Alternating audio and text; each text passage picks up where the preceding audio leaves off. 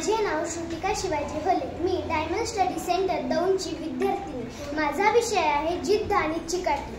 पहा, जिद्द म्हणजे काय तर जिद्द म्हणजे आपल्या देहावर ठाम राहणे, कोणतीही संकटे आली तरी माघार न घेणे, कारण ती एक अशी आंतरिक शक्ती आहे ती आपल्याला पुढे ढकलते।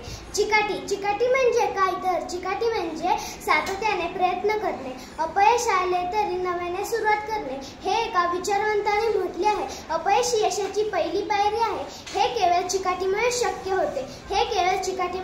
होते। मित्रांनो, अशी काही उदाहरणे सांगते की त्यांनी अशक्य गोष्टी शक्य करून दाखवल्या आहेत। थॉमस एडिसनने हजारो वेळा अपयश आले तरी विजयाचा दिवा लावला। महात्मा गांधींनी जिद्द आणि चिकाटीच्या बळावर भारताला स्वातंत्र्य मिळवून दिले। हे सर्व लोक सामान्यच होते, पण त्यांच्यात एक असाधारण गुण होता, तो म्हणजे जिद्द आणि चिकाटी। मित्रांनो, मी आजकाल ऐकलेला प्रसंग सांगते। विश्वास नांगरे पाटील सर एका गावात कार्यक्रमात गेले होते। त्या गावाने एका मुलीला 10वीला 96.5% मार्क मिळाले म्हणून 1 लाख रुपये सगळ्या गावाने जमा करून दिलेले होते। आता ही 1 लाख रुपये मिळवलेली मुलगी कुठल्याही शिक्षक, पोलीस किंवा मध्यवर्गीय नसून तिचे आई वडील स्मशानभूमीमध्ये झोपडी बांधून राहायचे।